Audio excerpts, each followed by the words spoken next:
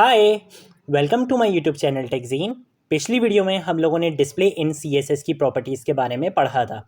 Display क्या होता है? डिस्प्ले में हम या तो डिस्प्ले ब्लॉक सेट कर सकते हैं, या तो हम डिस्प्ले में इनलाइन सेट कर सकते हैं, या हम डिस्प्ले में इनलाइन ब्लॉक सेट कर सकते हैं, या हम डिस्प्ले में नन की प्रॉपर्टी को सेट कर सकते हैं।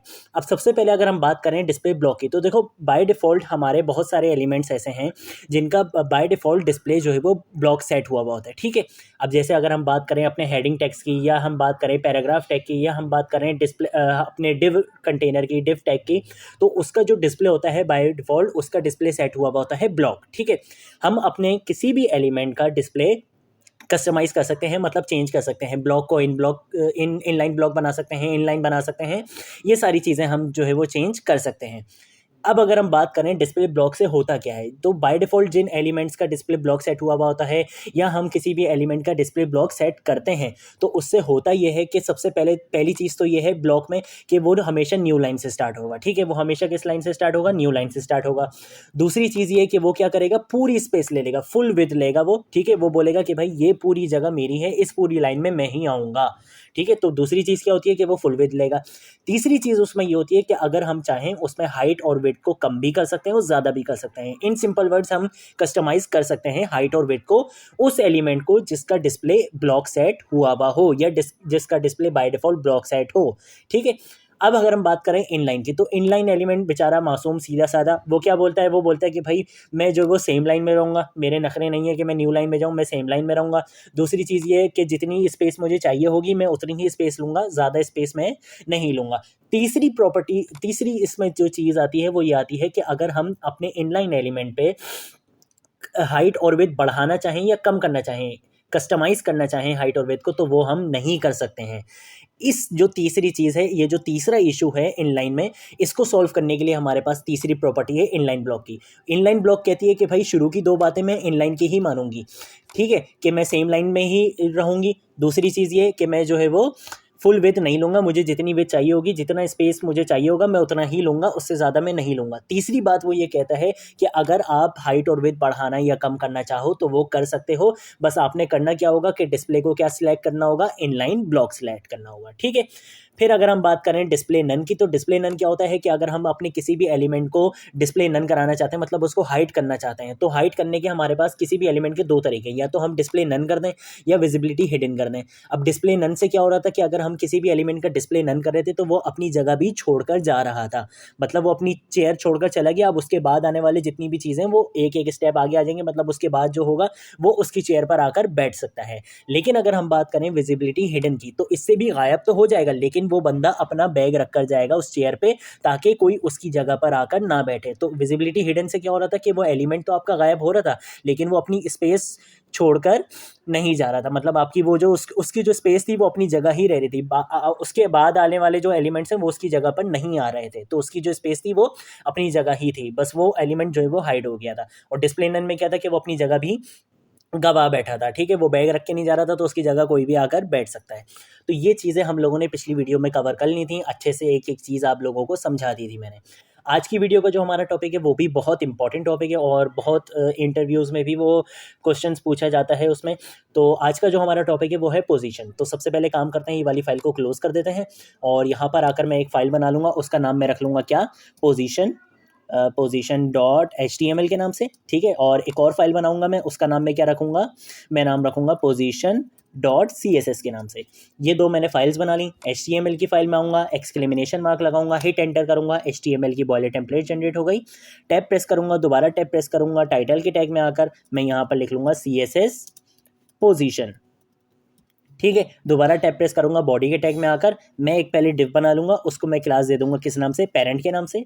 इसके अंदर मैं डिव के 3 चाइल्ड बनाऊँगा। ठीक है, तो पहले चाइल्ड का जो मैं क्लास दे देता हूँ उसको मैं दे देता हूँ child1 की, और इसी को मैं क्या करता हूँ, मैं इसको डुप्लीकेट कर देता हूँ 2 बार। 1 सेकंड, यहाँ पर लाइन आ जाए, और 2 बार इसको मैं डुप्लीकेट कर देता हूँ। इसको मैं कर देता हूँ child2, और इसको मैं कर देता हूँ child3। तो ये मेरा एक पेरेंट कंटेनर बन गया, उसके अंदर मैंने 3 चाइल्ड बना लिए। इसके बाद एक और मैं काम करता हूँ कि अपनी CSS की फाइल को लिंक करवा दूंगा। लिंक कैसे करवाऊंगा? लिंक कॉलन CSS से।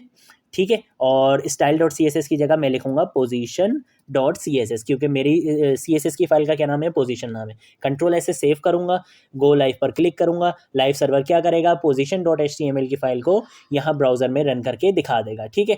तो अभी देखो कुछ आउटपुट इस वजह से नहीं आ रहा कि मैंने कोई काम किया नहीं है। तो अब मैं क्या करता हूँ, मैं अपने इस पेरेंट वाले एलिमेंट को डिज़ाइन करना शुरू करूँगा। तो मैं यहाँ पर आकर सबसे पहले इसको टारगेट करूँगा, क्योंकि ये क्लास है तो इसलिए मैंने डॉट लगाकर टारगेट किया है। और यहाँ पर मैं क्या कर लूँगा, इसको डिज़ाइन करना शुरू करूँगा। मैं इसको दूंगा सबसे पहले एक बॉर्डर में इसको दे देता हूँ 1 पिक्सल सॉलिड ब्लैक का, ठीक है।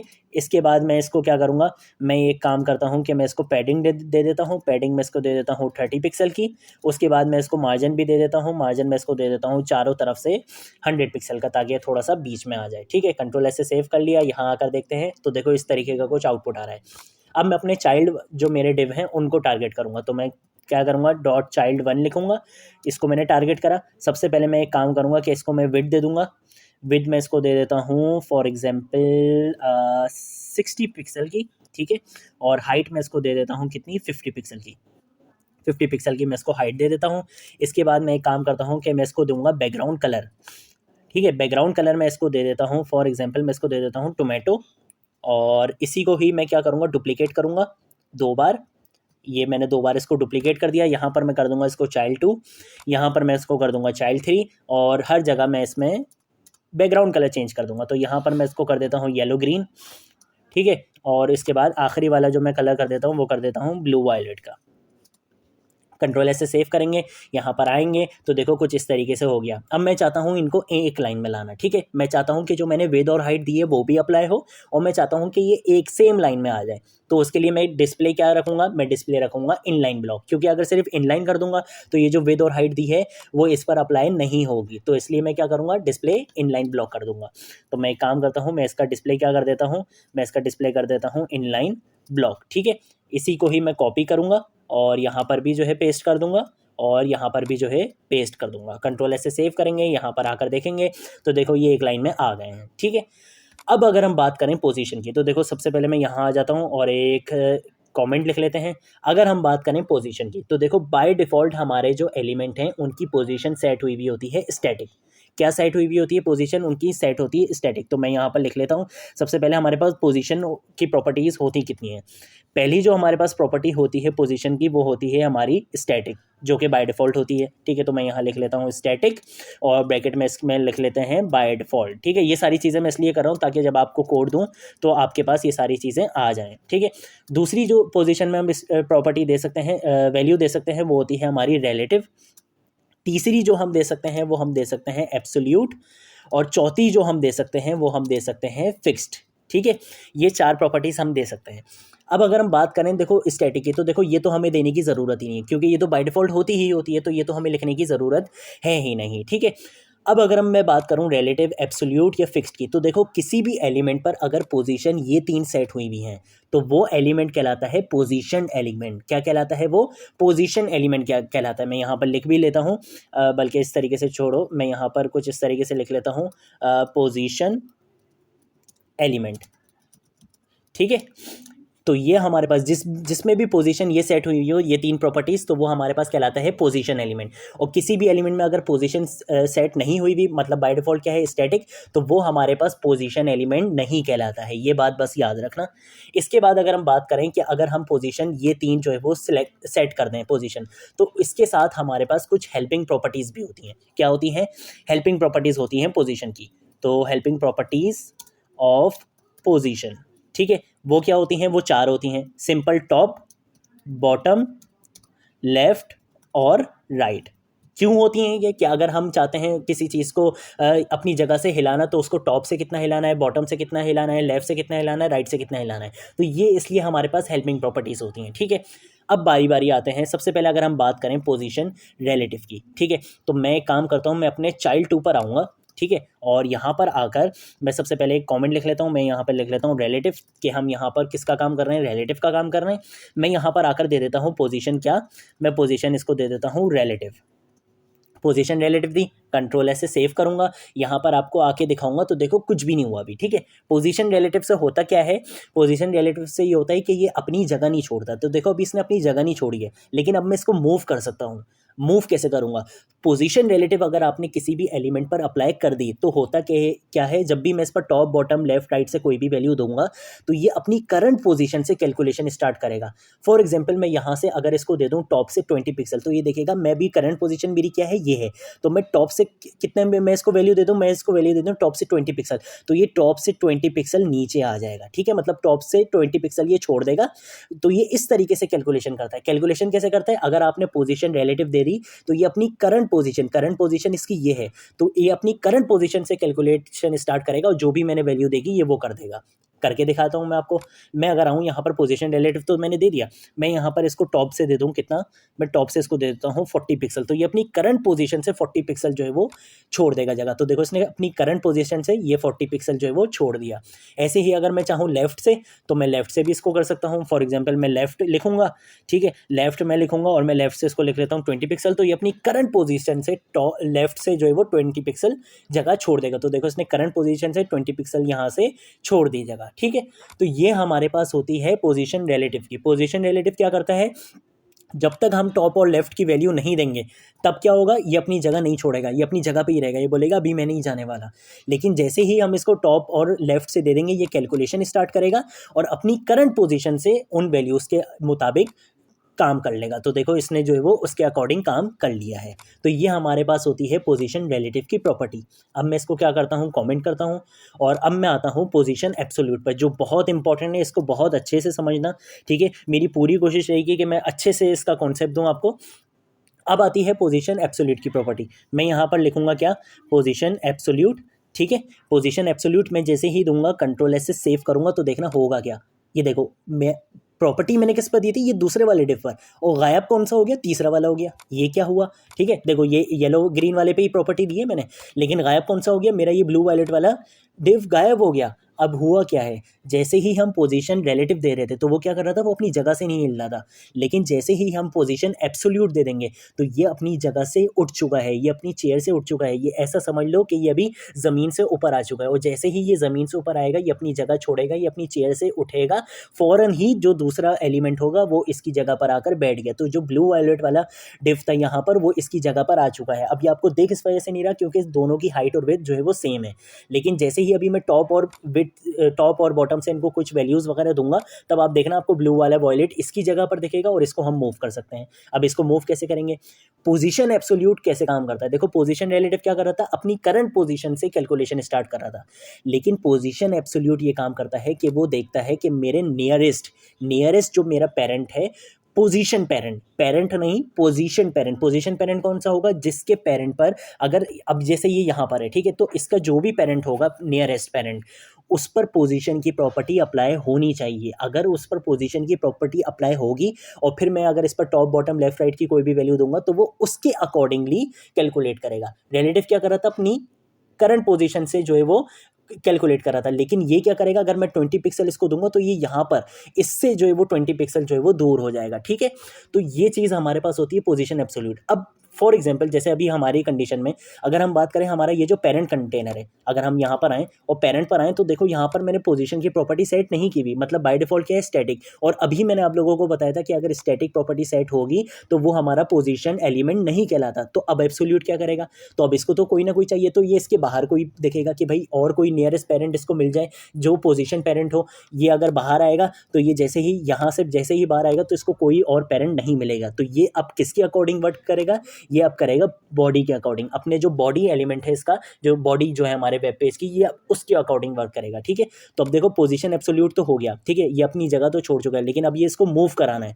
मूव कैसे करेगा, ये अपना नियरेस्ट पेरेंट देखेगा, अगर नियरेस्ट पेरेंट इसका पोजीशन है तो ये उसके अकॉर्डिंग कैलकुलेशन करेगा, और अगर नहीं मिलेगा इसको कोई पोजीशन पेरेंट तो ये क्या करेगा, बॉडी के अकॉर्डिंग जो है वो कैलकुलेशन स्टार्ट करेगा। तो अभी इस केस में यहाँ पर जो है वो पेरेंट हमारा पोजीशन नहीं है, तो ये बॉडी के अकॉर्डिंग जो है वो कैलकुलेट करेगा। फॉर एग्जांपल मैं इसको यहाँ से दे दूँ क्या, मैं इसको टॉप से दे देता हूँ 50 पिक्सल दे देता हूँ, चलो, तो ये बॉडी से 50 पिक्सल लेगा ऊपर से टॉप से, ये देख रहे हो, इसने यहाँ से 50 पिक्सल लिया है, ये इसने अपने इस पेरेंट से नहीं लिया।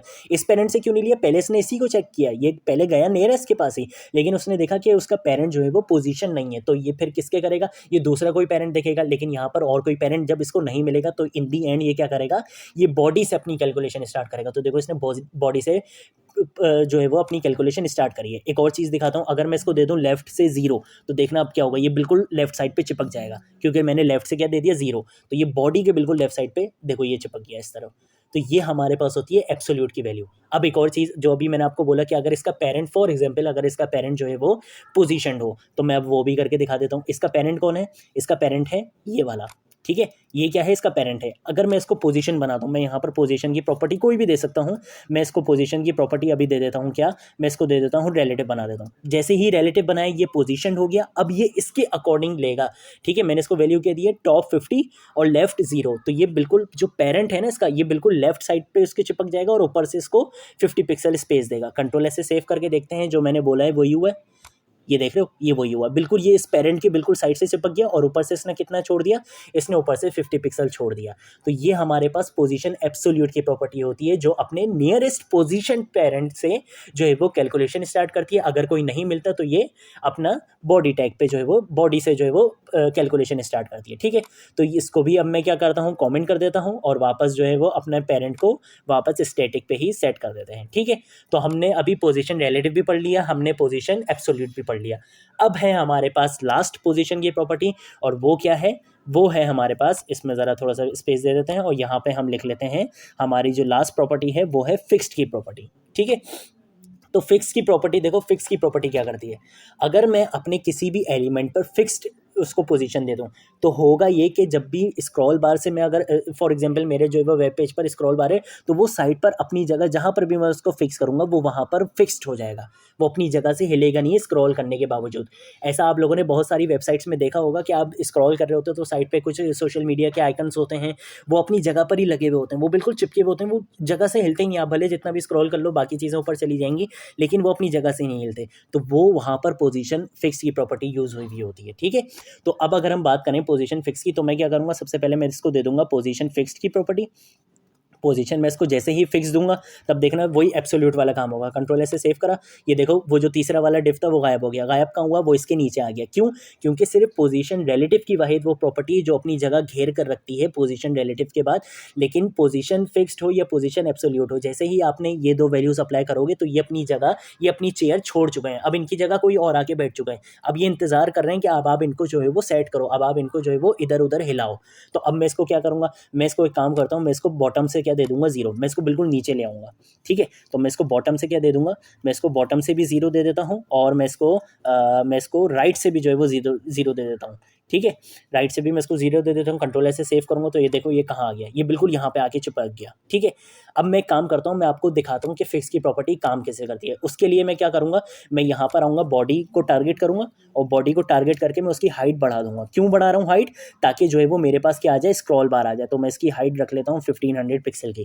कंट्रोल ऐसे सेव करूँगा, यहाँ आकर आपको दिखाऊंगा तो देखो यहाँ पे मेरे पास साइड में स्क्रॉल बार आ गया। अब अगर मैं स्क्रॉल कर रहा हूँ तो देखो वो चीज़ मेरी ऊपर जा रही है, लेकिन ये जो साइड पे जो मेरा डिप आ गया है, ये देखो ये चिपका हुआ है, ये फिक्स्ड हो चुका है अपनी जगह पे। ये देख रहे हो, बाकी चीज़ें हिल रही हैं लेकिन ये अपनी जगह पर बिल्कुल फिक्स हो चुका है। तो ये हमारे पास प्रॉपर्टी होती है पोजीशन फिक्स्ड की, ठीक है। तो हम लोगों ने पोजीशन की सारी प्रॉपर्टीज़ को अच्छे से समझ लिया है। पोजीशन रिलेटिव समझ लिया, पोजीशन एब्सोल्यूट समझ लिया, पोजीशन फिक्स समझ लिया, इनकी जो हेल्पिंग प्रॉपर्टीज़ होती है इनको देख लिया, ठीक है। और सबसे बड़ी बात हम लोगों ने ये भी देख लिया कि इसकी जो डिफ़ॉल्ट वैल्यू होती है वो क्या होती है, पोजीशन स्टैटिक होती है। सारी चीज़ें मैंने आप लोगों को प्रैक्टिकली करके दिखा दी हैं। अगर कोई चीज़ समझ नहीं आई हो तो आप लोग कॉमेंट सेक्शन में भी पूछ सकते हैं और वीडियो को दोबारा भी देख सकते हैं। सोर्स कोड मैं प्रोवाइड कर दूंगा। अब हम मिलेंगे नेक्स्ट वीडियो में नेक्स्ट टॉपिक के साथ, तब तक के लिए बाय बाय।